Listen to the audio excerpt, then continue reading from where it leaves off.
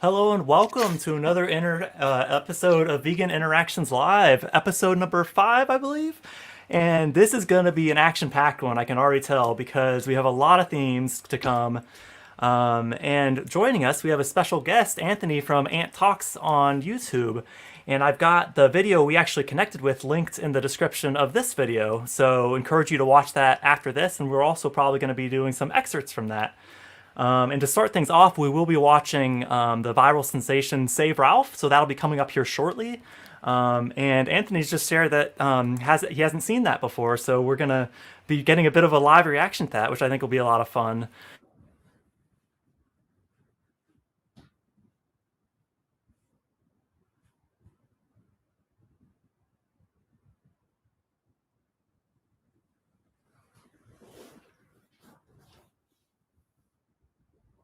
Oh, Jeremy, I think you cut off. I think you froze.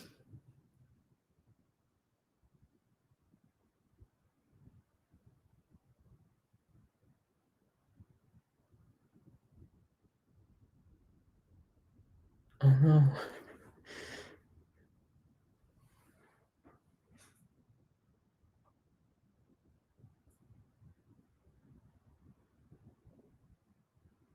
You're completely frozen, Jeremy, if you can hear me.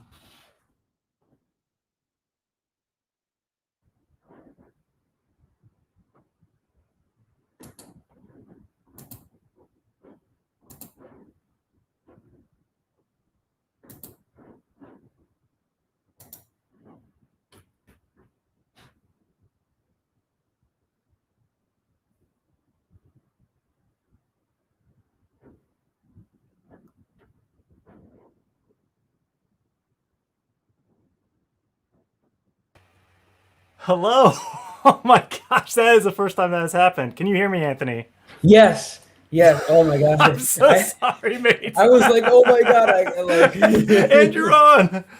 Well, there you have it. This is the UK internet for you. I promise that's the first time that's happened. I've been streaming for close to a year. That's the first time that's ever happened, especially at the crucial introduction moment. But there you Oh man. go. We are back. It looks like it's still rolling and it's still the original stream. So Okay. I'm All going to have right. to debrief on that one. So Could I'm have not been sure worse. exactly where that cut off, but if you are just joining us and it's your first time here, please do say hello in the chat because we do like to know who's here so we can interact. But yeah, we met through a video that Anthony you actually made on your YouTube channel, which I have in a banner here called. Um, well, I guess this is the name of your channel here, Ant Talks. Yeah. And yeah, I guess just maybe just tell me a little bit about yourself and why you started the channel. Okay, sure. Well, I guess I'll say that like I grew up in Connecticut, Glastonbury to be specific, if people know the town. It's near the capital, Hartford. And so basically, I'm just someone who I guess has always been like friendly, like likes to like talk with people, likes to have discussions. And I've wanted to start a YouTube channel for a while, but I didn't do it until like 2 years ago, just because I was intimidated by like the editing process and like everything that went into it. And so I kind of just like procrastinated on it. But then one day I was like, no, I want to start this channel. I cannot let that stop me. I must be, I have to be determined. I need to get this done. And so I'm like, screw it. I'm just gonna do it. And so, one day I finally made my first video.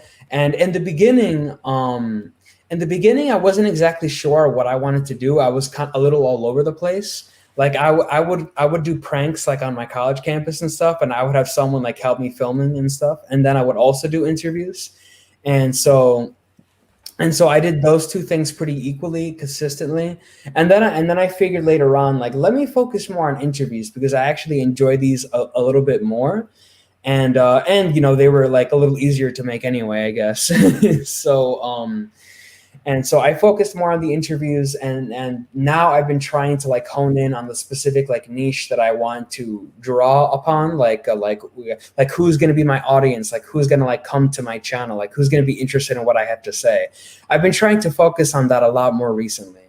And the whole YouTube thing has always been something that I thought was awesome because you are the creator. You have 100% creative control. You can do whatever you want. You can say whatever you want, and you have total freedom to like work from wherever you want and do and so it always appealed to me. And so that's kind of why that's what made me like become a YouTuber, because like I liked the profession. I liked being able to be a creative person and do whatever you want, and so yeah, I think that's pretty much it. So yeah.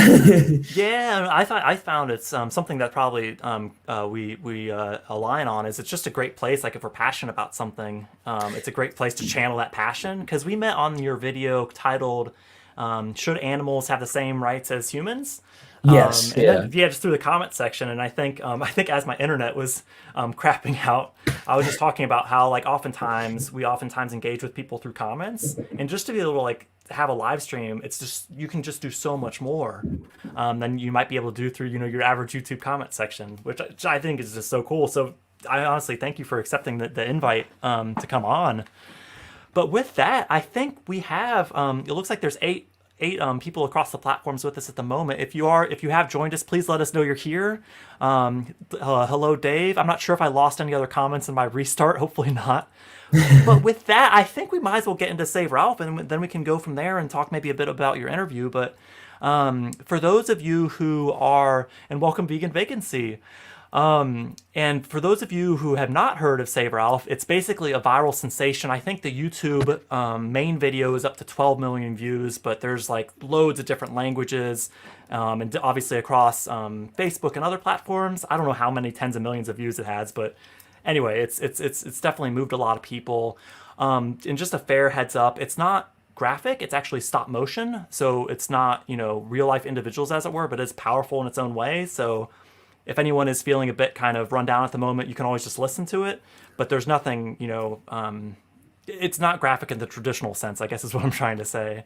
So with that, I think let's just watch Save Ralph, and then we can kind of, I'm really curious to see what your thoughts are, Anthony, for your first time watching it. It's about 3 minutes long, so we'll see what you think.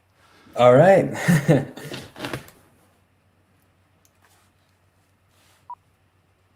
Ready? We rolling? Okay, Ralph, can you mark it, please? Do you want me to click it now? Yep, go for it. Go on. Like that? Brilliant. Oh, it's like in the movies. Alrighty, so my name's Ralph. I'm a rabbit, as you can see. I'm blind in my right eye, and this ear. Can't hear nothing but ringing now.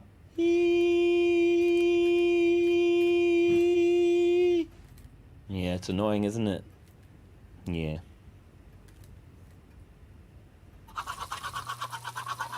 So I had my fur shaved and got chemical burns up and down my back. Kind of stings, eh? But it's not a big deal. It only really hurts when I like breathe or move around or whatever. Ah, yeah. Ow. Yeah, that hurts. But at the end of the day, I mean, it's okay. We do it for the humans, right? They're far superior to us animals. They've even been to space. Have you ever seen a rabbit in a rocket ship? Oh, I don't think so.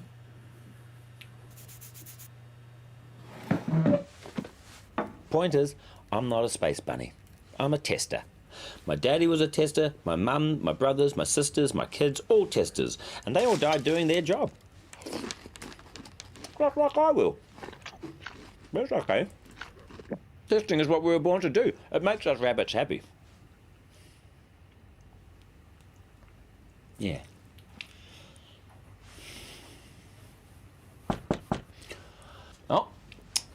Gotta get to work.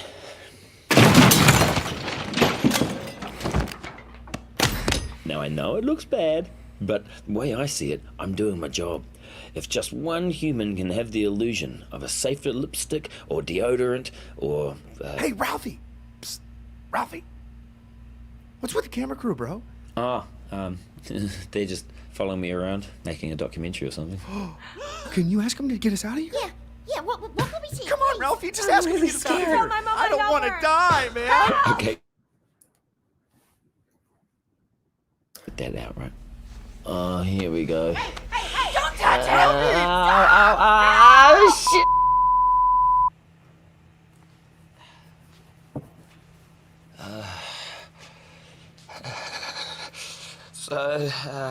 So in closing, I'd just like to say that... Sorry, Ralph. We're over here. Can you turn around? Oh, sorry. That's all right. Is this better? Yeah. Carry on, mate. Okay, so yeah, I'd just like to say to everyone out there still buying animal-tested cosmetics like eyeliner, shampoo, sunscreen, pretty much everything in your bathroom. Well, without you and countries that allow animal testing, I'd be out of a job. I'd be on the streets. Well, not the streets, more like a field, I guess. You know, like a normal rabbit. But hey.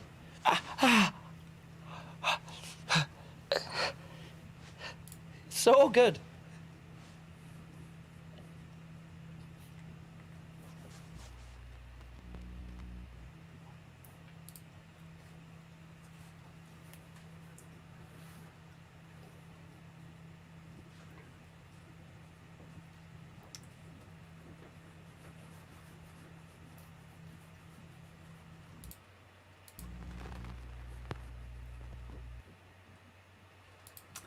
So, you've now seen Save Ralph. What do you reckon, mate? That was Live reaction. I think they used the.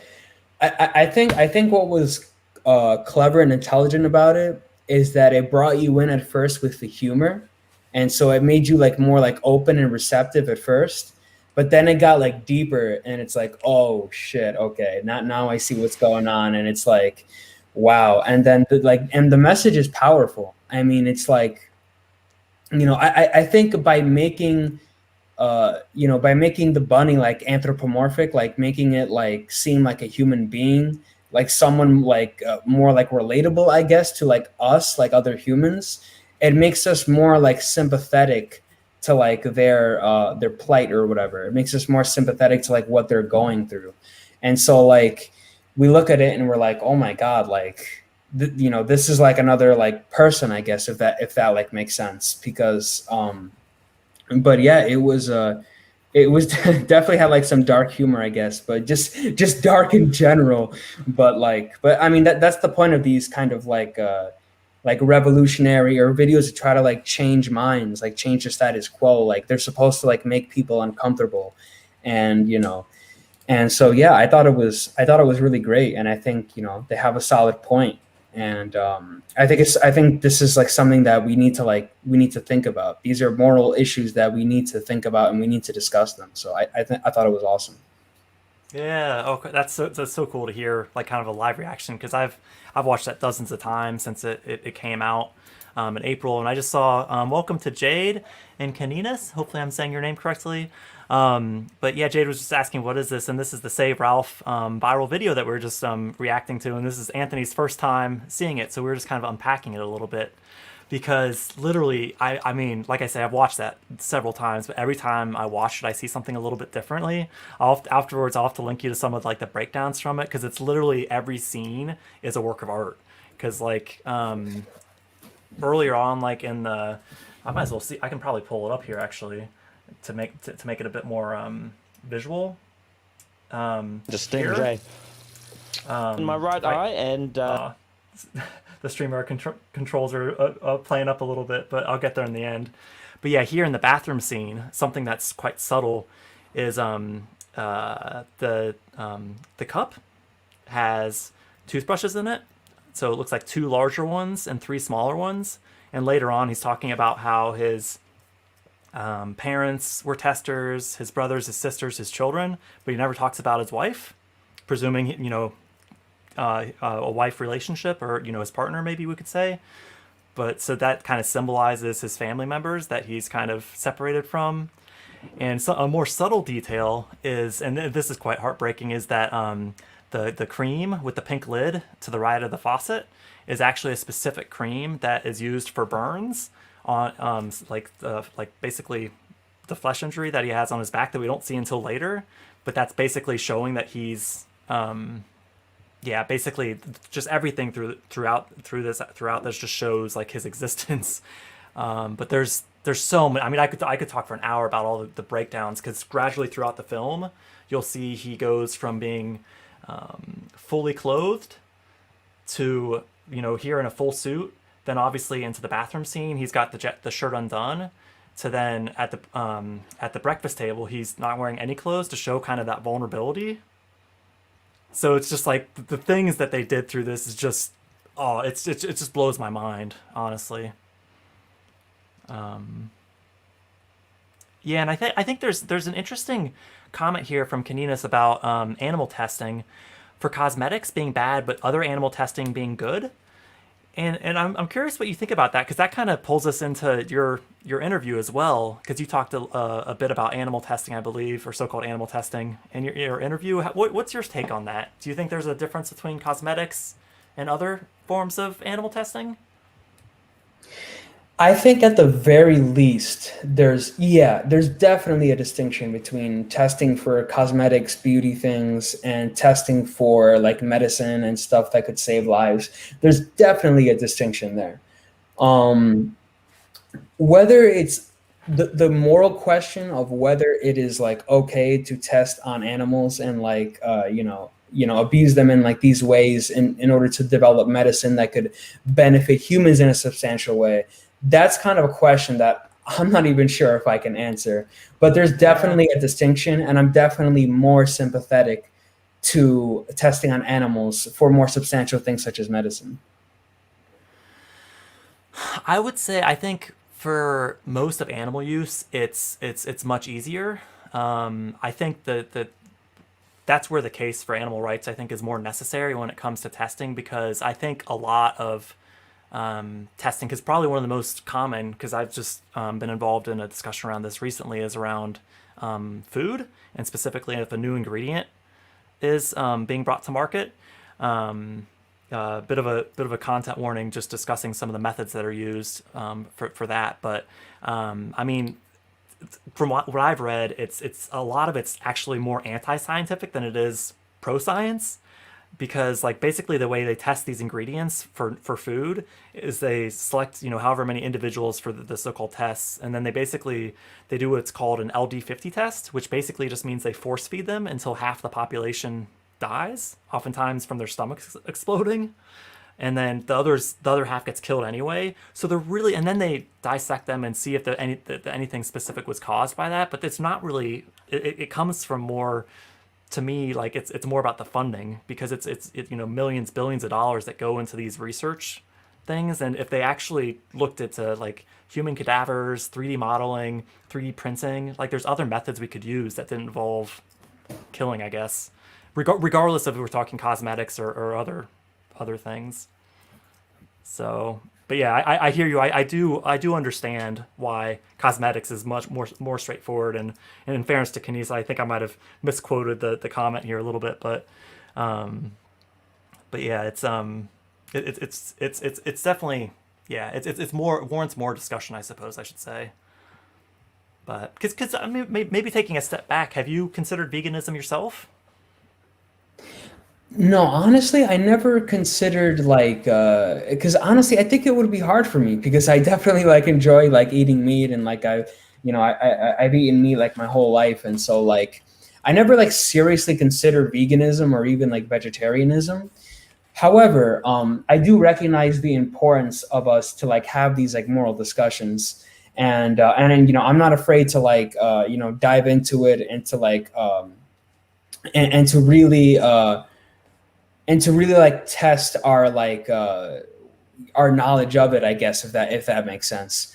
So So yeah, but no, I never really seriously considered it, I guess, because I guess I do like eating meat, and like I think it's just hard for someone who wants to be vegan to become vegan. I feel like, when you go out to like a restaurant, or like, or me, for like when I was on my college campus or whatever, like it's hard to like find like vegan foods. Like it's just not like super like readily available like all the time. So no, I never seriously considered it, but I do like having the discussion basically. Yeah, and honestly, I think that's a step one because as an animal advocate, I'm just happy for people to be open-minded. Obviously, everyone's going to come to their own conclusions, but I think much like your interviews on your YouTube channel, through open-minded dialogue, we can all explore these topics further for ourselves.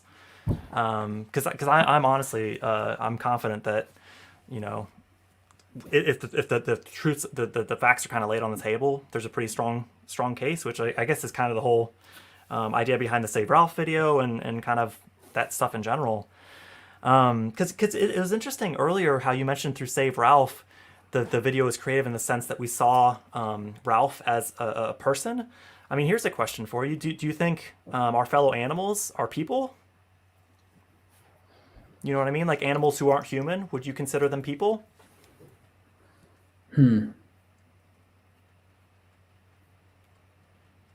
Yeah, I mean, it's like a tough question. Like, it's hard to view them as people because we can't really like directly communicate with them or like have like actual conversations with them.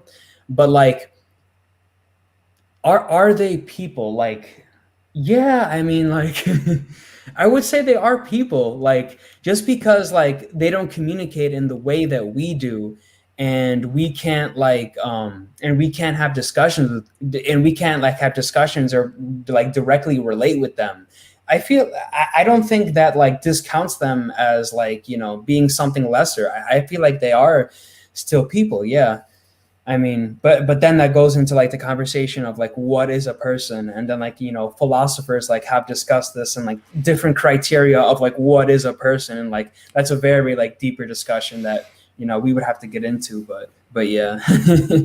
Yeah, because Dave just kind of points out here that many animals are self-aware, which to me that's what it's about. I mean, I think there's a lot of other terms, especially when we get into the depths of philosophy, that we could chuck out there. But to me, it comes down to awareness. Because I really, I mean, I like the way you put that, because I think just because we can't communicate in their language doesn't necessarily invalidate their experience. And I think that's a really interesting thing that, I mean, as humans, I think we tend to assume we understand someone else's experience, both within fellow humans as well as other species, when it's like, actually, how do we ever know what somebody else's experience is? So it's an interesting one. I mean, I think going back to the testing side of things, another comment from Dave here: why is it okay to test on animals to save human animals? That's kind of gesturing at that same relationship, because I think one of the strongest cases for me against so-called testing is, they're either so similar to us that the results are reliable, or they're so different from us that we can morally justify, breeding and killing them through testing. It seems to me, at least, a bit morally inconsistent to say, can't have it both ways, if that makes sense. Yeah, I mean, the most common argument I hear for like experimentation on animals when it comes to like testing for like medicine or for testing to save human lives is that people say like, oh, like who else are we gonna do it on? We're not gonna do it on humans. Like who else are we gonna like like animals are the only things that we can experiment on for like these like much needed substantial medicines. So if we can't do it on them, then what are we gonna use? And so like. And, I feel somewhat sympathetic to that argument, but then, it really all boils down to like, do we consider animals our equals? And if we consider animals our equals, then we really can't, like you were saying, like we can't, like we have to treat them, in the same way that we treat us. Like, if it's unjust to experiment on a human to like, try to save other humans, then we have to like extrapolate that logic to animals as well. So yeah, I mean, these are tough questions, man. Like it's so hard for me to like have an answer. Yeah, and it's not. I may take notes, but it's not. I'm not scoring you. It's just okay, kind of. okay. It's probably very very similar to your your interviews, you just kind of ask questions to get people thinking. That's really kind of my whole thought process. Because yeah, we were saying before we went live that you actually studied psychology and a bit of sociology, and sounds like philosophy classes mixed in there too. So Yeah. I think that all ties in really well with how we're kind of conditioned. I mean, maybe I'd be curious a little bit more if you're happy to share. Like when you were growing up, did you have any interactions with dogs, cats, or other species of fellow animals? Or how did you like first relate to them, and how did you kind of start to eat or use them? I guess how did that process happen? Yeah, so I mean, my family definitely has a history of pets. So when I was younger, we got a dog, and we actually went through like we went through two dogs before getting a third one, basically. Like first we had I think we had like two Yorkies, and like the first one, like my little sister was always like squeezing her, like making her pissed off, and then she started getting aggressive, and then my family was like, oh man, we got to give this dog away, she's getting too aggressive now, because she my little sister, she doesn't freaking know how to like treat her right. And then So we wait, got you the gave second. away you gave away your little sister or your dog family member? My Did you dog, choose to give it- dog. Well, Yeah, hey, yeah. just clarifying because Yeah, all of course, equal. yeah. Yeah. Anyway. Right, Yeah. right. Yeah. Bit of a serious point, but yeah. Right. I see where you were going with that. Yeah, so we ended up giving away the dog to like another family or something. And then we got a second Yorkie, and then that one wasn't as like, he just wasn't well behaved. Like he would always like run out of the house, and like he wouldn't come back, and like he just pissed us off basically. So we ended up giving him away to another family. And then finally we got a golden retriever, which is the dog that I have now. And so I'll talk about her because she's the dog that we form like the most like emotional connection to. We've had her for multiple years, to say the least. She's like 7 or 8 years old now. And yeah, she's like the best companion. Like she's so nice. Like, she's so nice to everybody. She wouldn't hurt like anyone. And we love like petting her, like playing with her. Like she's like the bestest friend like anybody could have. And so yeah, we formed a strong emotional attachment with her. And to ever think about like cooking her, like killing her, or like abusing her, like it would just mortify us. Like we feel so strongly with her. And thinking about this, it points to like a deeper question that like if we are able to form an emotional attachment with an animal and treat them as an equal and treat them as one of us and someone that we enjoy having around, then how are other animals any different? Like we could theoretically form a bond with any other animal and treat them as a friend. And so if that's the case, then why is it that like that we have a bias towards like our pet, but other animals were like, oh, screw that, who cares? Like, if you get what I'm saying, I'm struggling to like put this into like the right words, but I think you understand what I'm saying. I absolutely do. I mean, honestly, what you just said was a lot of what I was going to say myself. Because it's interesting, isn't it? Because it begs the moral question. Like, is there any real relevant moral difference between a dog who we've gotten to know and a cat, or a cow, a pig, a chicken, a fish, a turkey, these other species? I mean, putting that question back to you, I mean, do you think there's any moral difference, between a dog and a pig, for instance? Yeah, I see what you're saying. To be honest, I don't think there is any like objective like moral difference. I think it's simply just like what we've socially constructed, what we've accepted as a society. Like it's all made up. It's all socially constructed, basically. Like we think that like dogs are worth more than cows because we typically have dogs as pets. And when we have dogs as pets, we tend to form emotional attachments with them. And, same as cats and maybe even like if we have like a pet bird or something. But when it comes to like cows or like chickens, like we rarely ever form an actual bond with them. And because of that, it's easier to just alienate ourselves from their struggle and from their pain. And so because we don't have to directly look into it, like we don't have to directly look into the face of that, and because we can emotionally alienate ourselves from it, we basically just feel better about just letting them be killed, and like we don't think of it as like a big deal. It's kind of creating moral distance, isn't it? because I'm with you. I mean, when I started living vegan, because I mean, for the first 32 years of my life, I supported animal use. So I mean, just to put that out there, so a lot of the socialization you're talking about, I was, I was a receiver of that too. But yeah, I mean, like this picture here is of Mr. T, who's from the local, my local animal sanctuary. And just talking about the connections, I mean, I could talk about him for hours, but I'll keep it short. But I mean, he'll literally come up. We hadn't seen each other over winter.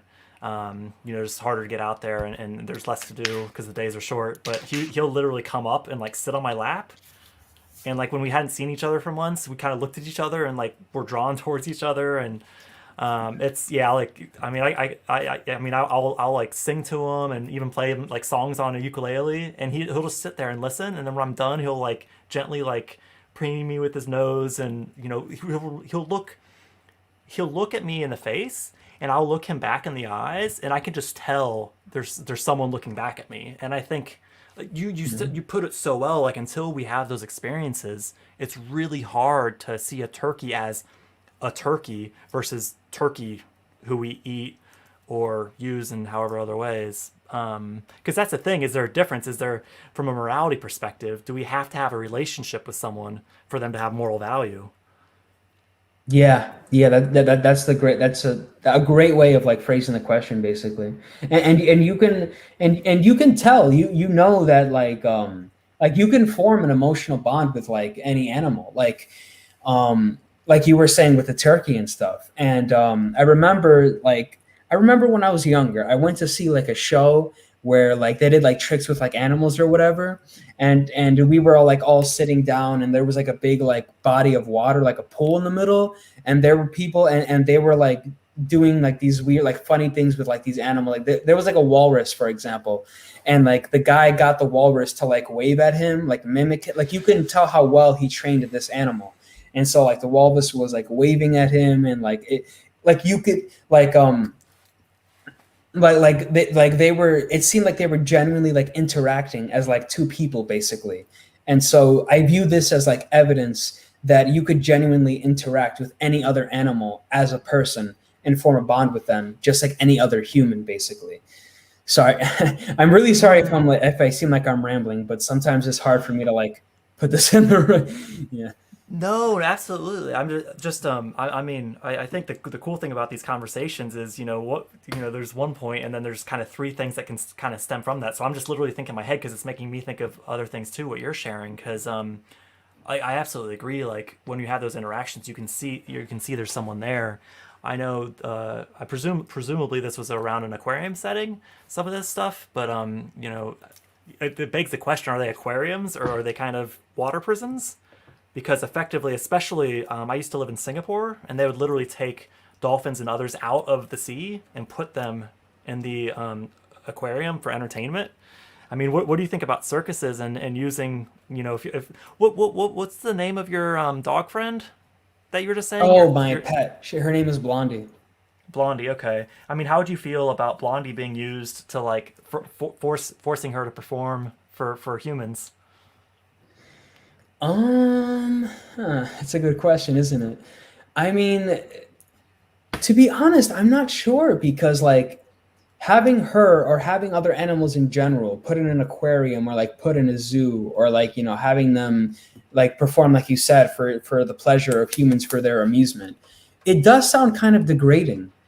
But at the same time, it's like, these animals are taken out of nature, and so now there is no chance that they will be killed or consumed by other animals. And so in a way, they are kind of made like to be safer in this new environment. And I believe that these animals that are put in these zoos and aquariums, like they're given like certain medicines, or they're given like certain things that other animals in nature aren't given, to like extend like their lifespans. And so like, I don't know, because like, it makes me think like, how bad is it really? Like I have mixed thoughts about it, like basically, because these animals, like they're helped to live longer, they're put in a safe environment. Like what's the alternative life? Like maybe they get killed like out in nature, or they don't like live as long. But at the same time, like you were saying, like being put in a cage or whatever, like it is kind of like a restriction on freedom, and it is a little bit it does seem a bit degrading to have them perform for the amusement of humans. And so essentially, I have mixed feelings on it, and I don't have like a concrete answer. But I would be. Could I turn the question to you? Like, Yeah. Everything that I was saying about it. Like, what do you think? Yeah, absolutely. I love being challenged, so feel free to ask questions about anything, honestly. And to be fair, I mean, I think when it comes to veganism as an overall idea, to me, the main focus in our day-to-day lives is the dietary aspect. So we're already, I mean, we've talked about so-called pets, and now I think when it comes to so-called zoos and aquariums, that it's these are, I guess what I'm getting at is they're fairly complex areas within the idea of animal rights. So we're but I'm happy to go there. But I'm just saying the questions I'm asking you aren't easy ones to answer. I'm just kind of Of caveating course, that. I mean, it'd I be an guess interesting show if they were easy. yeah. Yeah. Well, that's a good point. That's a good point. I mean, I think for me, I mean, I think of zoos as animal prisons because they don't get a chance to leave. As far as them being safer, I mean, there might be certain circumstances where a certain individual may have been, something may have happened. I think my ideal situation is the so-called wildlife rehab centers where they get them healthy again and then can re-release them. Because, I mean, I don't know about you, but I can't think of ever seeing an injured animal at a so-called zoo or aquarium. So actually, are they that much safer? Because once they get to the point where they're no longer a good display piece, you know, they're going to be killed as well. Because you don't see bears limping around at the zoo, for instance. You know, Right, for yeah. generally speaking, just as one example. But I mean, I guess the question, you know, if we riff off each other a little bit, would you rather be in a confined environment and potentially be safer from non-human predators, although you're not safe from human predators, or would you rather live free if it was you? Yeah, I get what you're saying.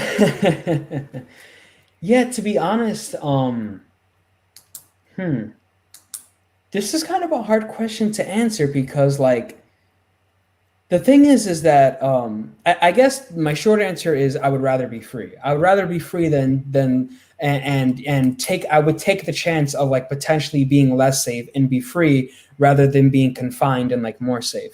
However, it does seem like a complicated question, right? Because us as humans, we're like in this like unique situation where like we're free, but like are we really free? Because we're all like in this like social contract, and we've all sacrificed a portion of our freedom in order for some level of safety. Like we've all said like, okay, like we're all gonna come together, we're all gonna like follow these rules, we're gonna sacrifice at least like some portion of our freedom because we want to feel a certain level of safety.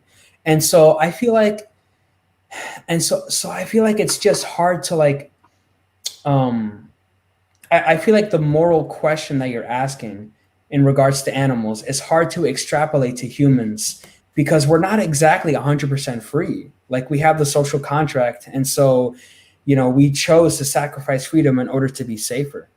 And so you know, in our position, we get to live in a position where we're not living in a cage, but at the same time, you know, we get to feel free, but also like feel safe with the institutions that we've set up. I guess if that makes sense. It does. I can tell you're a thinker. I can tell you're a deep thinker because that's a because yeah. I mean, it sounds like we largely agree that we'd rather be free, but you're right. You know, it kind of begs a much deeper question, if that's possible. Of like, is any of us free? You know, and then we can get into obviously there's a lot of big questions around that. Well, I mean, I think one thing that I think might be quite good for us to do, because I do want to pull in a clip from your interview because that is how we met, and then maybe we can unpack it together because I think that'd be a lot of fun. So if I can pull it up, I'll see if I can find. There's a few segments I marked that I think could start some good conversation, but I just think this clip particularly stood out to me. So I think this is about a minute and a bit. We'll see if you remember. I know it's been a couple months since you did this, but I'm sure it'll probably come back to you. Yeah. So yeah, let's see what those watching as well as us can pick out from this. Other than that, Okay. Yeah. Okay. What would you say? I think generally experimenting on animals is not okay, and they should have rights in that way. I'm not a vegetarian. Okay. But I think just how first survival and like in history and evolution, we've always just needed to eat animals to survive, and they eat other animals to survive. So I feel like that's not as crucial of a topic as experimentation on them, because it's not really. Well, I guess they're both kind of unethical when I think about it that way. I mean, we don't need to consume them, so it is like an ethical question, you know. That's very true. Yeah. Well, you got me in this situation there. Yeah, I guess they're both pretty unethical. As I had always thought of the science aspect of like studying them and testing on them, but eating animals is worse because you're killing them. So, Experimentation is just like prolonged suffering. Sometimes like prolonged suffering or torture, you mean? Yeah. So you think it might be better to just kill them and eat them? Doing your time. Well, that's a tough one then. Maybe you could just kill cows because they're not that great for the environment. So. Oh, okay. So we should prioritize some animals over others depending on how. That's what we already do. Right. With pigs and chicken. Yeah. Okay. So yeah, I think I that one just kind of stood out to me for a few reasons.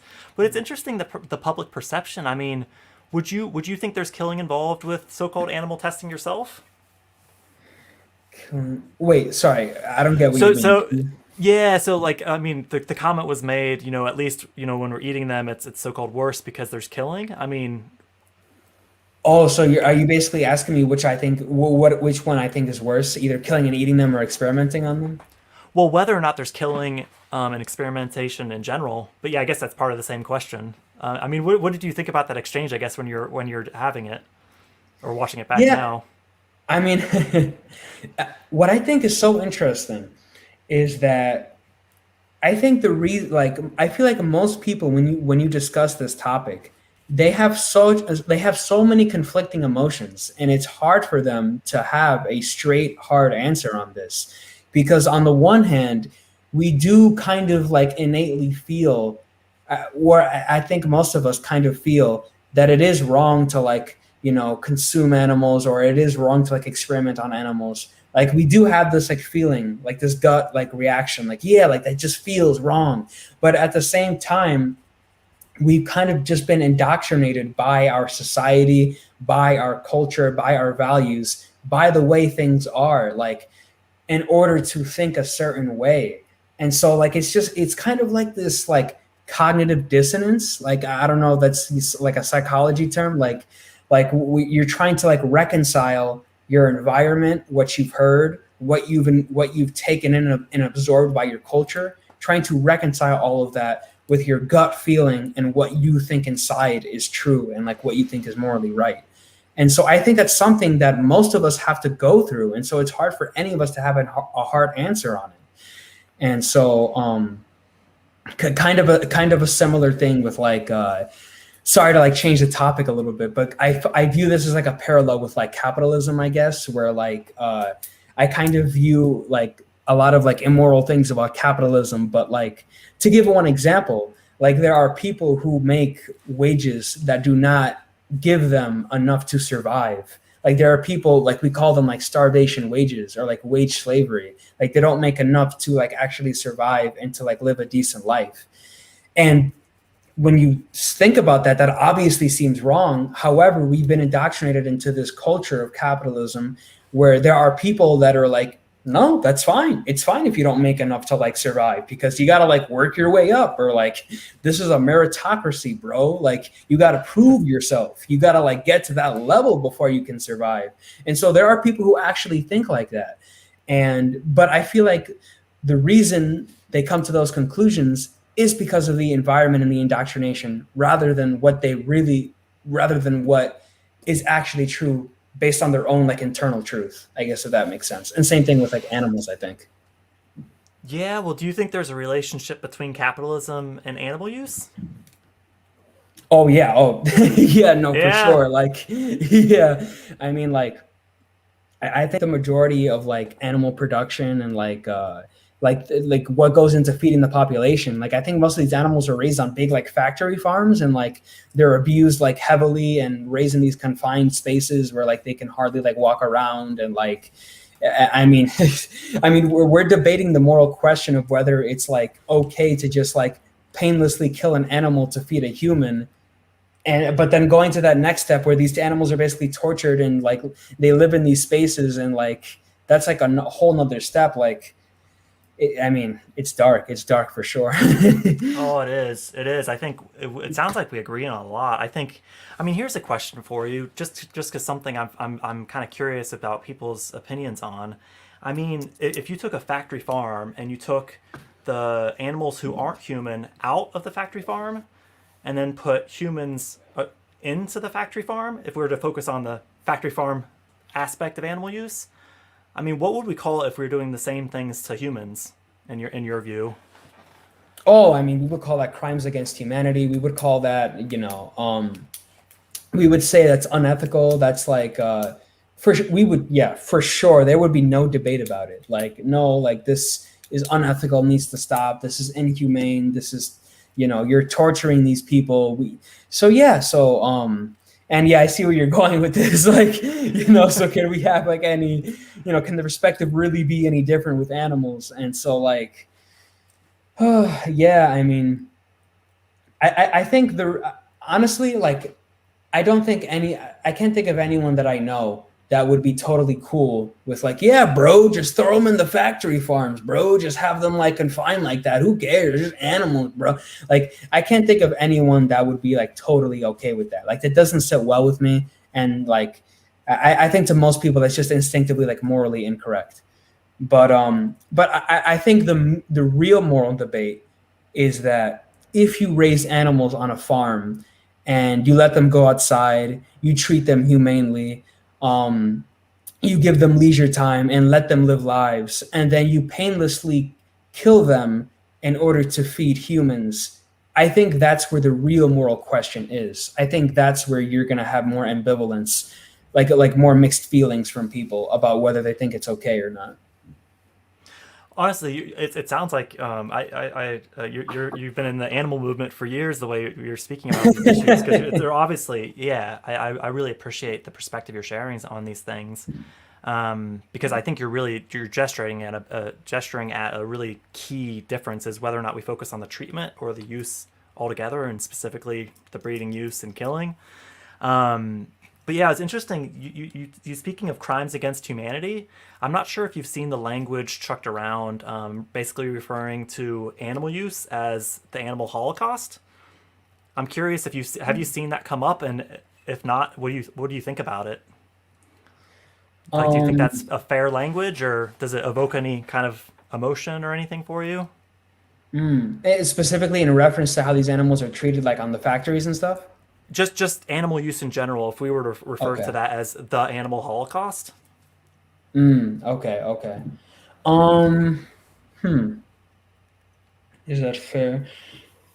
Yeah, I mean, and when it comes to like any animal abuse, I think it is.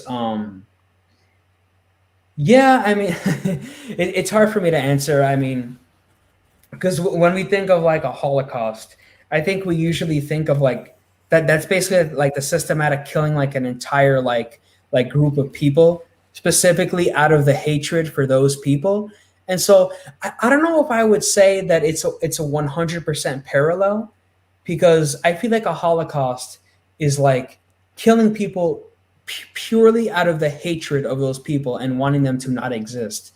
Rather, as with animals, we're doing this in order to achieve specific ends, in order to achieve benefits. So I don't think there's a 100% parallel, but I am sympathetic to like the animal holocaust like language, I guess, if that makes sense. Yeah, that's. I think there are some nuances to it, because I guess looking at the original use of the term, it was originally used for our fellow animals as just kind of like mass killing, or basically burnt offering, well before it was applied to humans. Okay. So there's that side of it. But yeah, I appreciate it because I think what I'm hearing is also kind of the genocide side of things, because it is different. But I guess, I mean, it gets tricky when we're getting into comparing things, but which is not my aim. But I guess the one way it would make it different is because we're breeding these individuals over and over and mass killing them versus, I'm not saying either is good, obviously, but versus mass killing them once. But, yeah. So, there's, yeah. Okay. Yeah, no, that's interesting to hear the perspective on that. Yeah, I don't know. I mean, I guess you mentioned about kind of it being kind of hard. I mean, do you think maybe it's a difference between kind of human-centric versus animal-centric thinking? I mean, do you think if you saw a Ralph bringing things back to the opening video, and every item we're buying, if you started to see a body versus meat, do you think that would change things for you?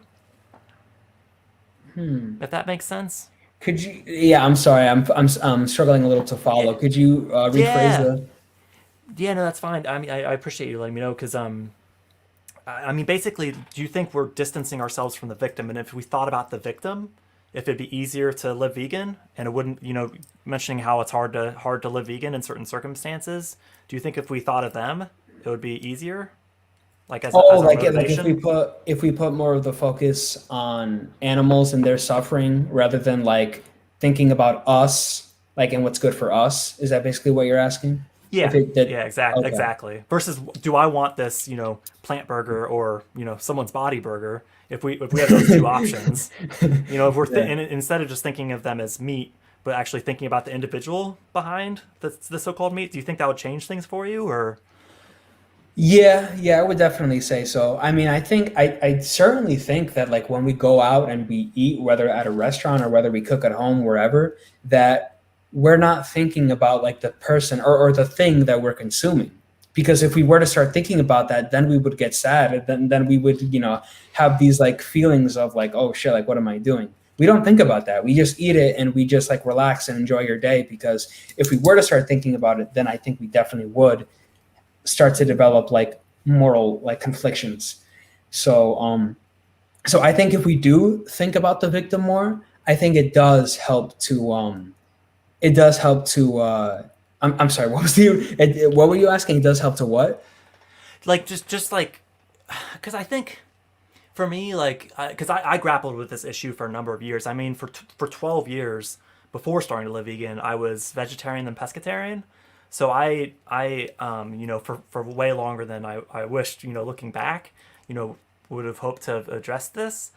And I guess to me, what made the difference is thinking about Mr. T and the other individuals versus just thinking about the item, be it food or, whatever we're talking about. So I'm just kind of curious of the motivations there. But I think we could probably shift back, because I think you pointed out something which I really think is crucially centered to all of this. I mean, what do you think is the fundamental moral wrong? If it sounds like we agree there is a moral wrong somewhere in this space, but do you think it's how we use them, or the fact that we use them in the first place? I think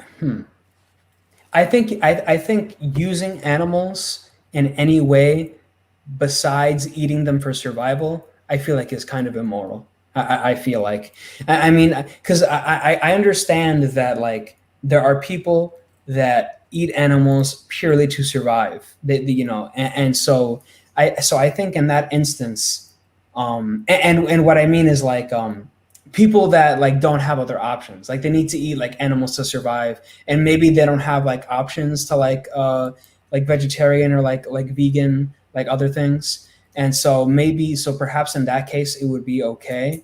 I mean, I guess what I'm trying to say is that when you look out in nature, for instance, we see animals eat other animals all the time.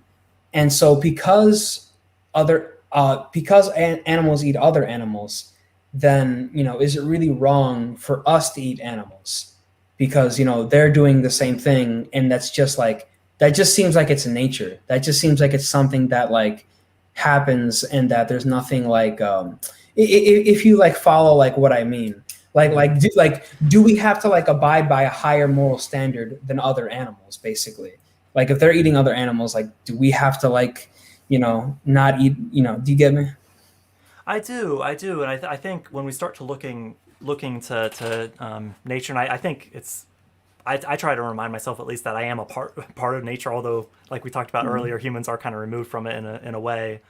But I guess if we start to look towards our fellow animals for our moral decision making, I mean, they also kill each other, force themselves on each other sexually. They do all kinds of things. So if we're going to start saying that, I mean, I don't know why we selectively kind of pick out this piece of it, but then not the others, and then all of a sudden it descends into, complete lack of, a moral society altogether, so-called nihilism, I think a little bit.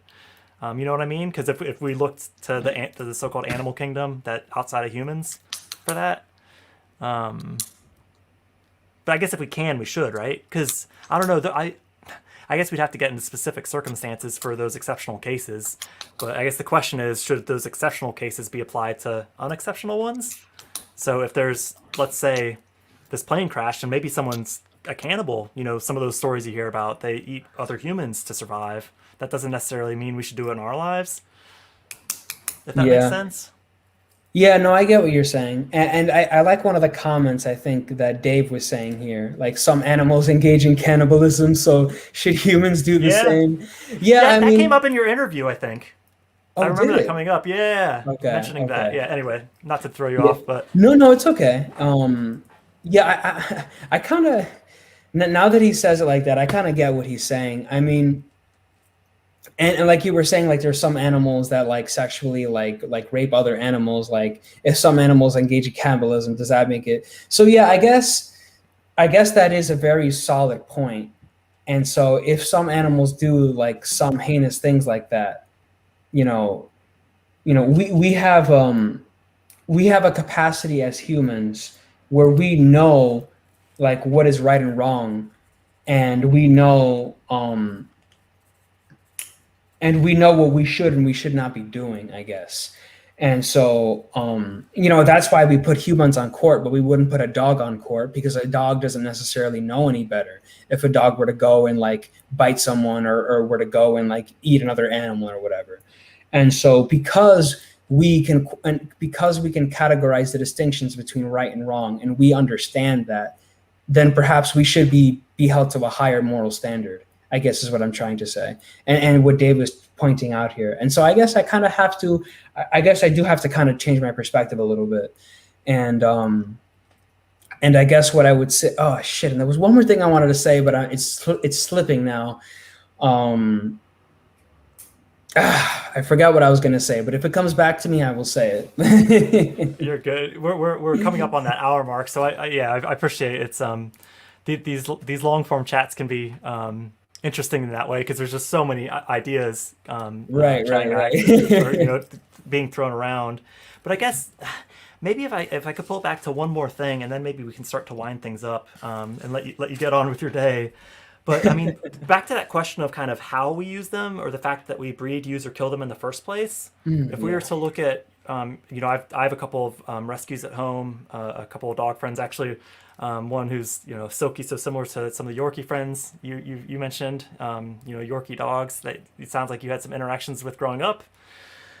But I guess the question is, if you were to think about your golden retriever friend, Blondie, would you think it was morally permissible to breed, use, and kill her, purely for the purpose of consuming her body when it's completely unnecessary?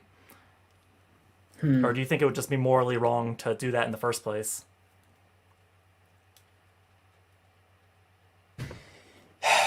Yeah, I mean, I think you phrased the question well. I think honestly, it does seem that like breeding or using animals that causes them like suffering, like doing any of that's unnecessary. It does definitely seem immoral. It does seem, because like you said, like all of these things that we use animals for, all this breeding, experimentation, all this killing, all of this isn't necessary. It's not like we're doing this to like ensure like the survival of our species or something. We're doing this for just like some benefits, but we certainly don't need it.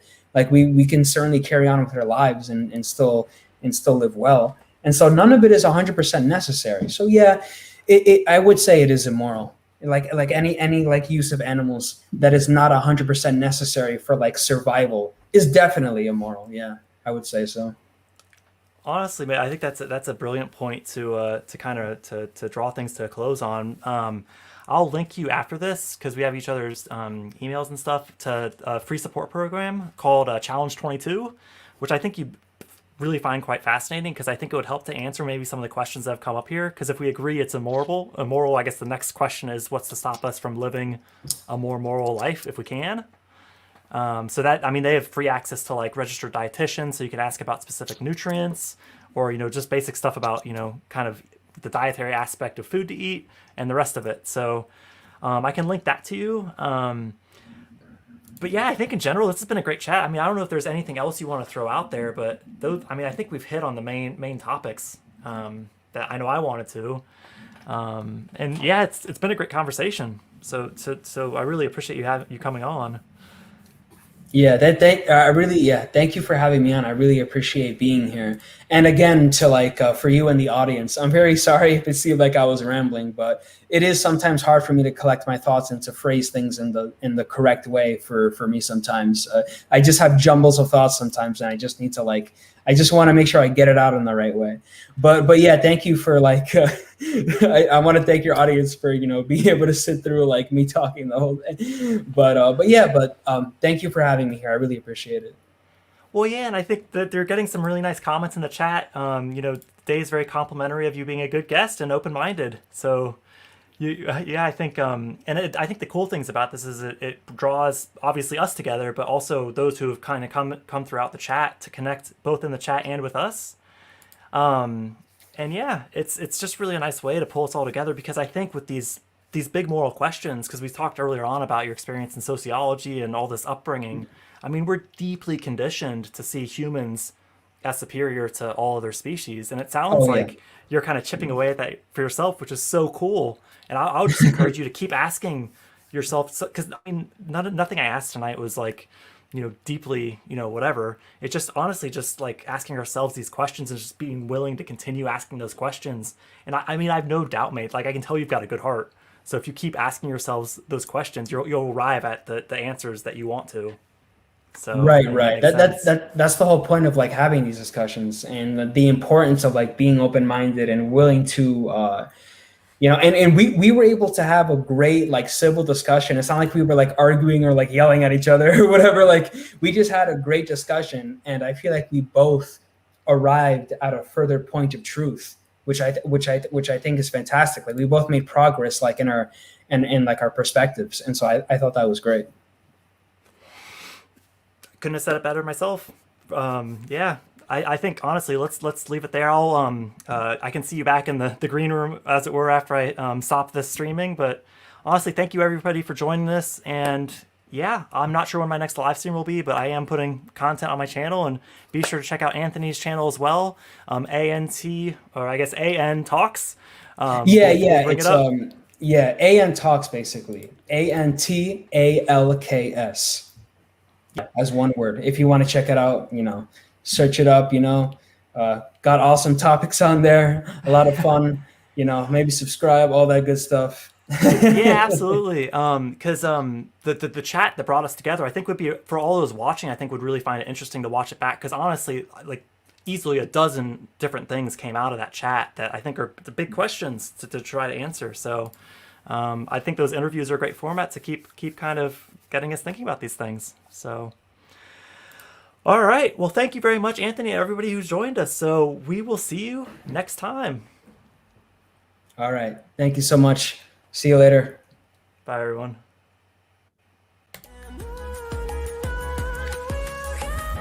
To be a guest on my next live stream, email me at veganinteractions@gmail.com or message me on Facebook. We can explore animal advocacy strategies, or I'm happy to respond to questions about veganism too. Thanks for watching, and I'll see you in the next one.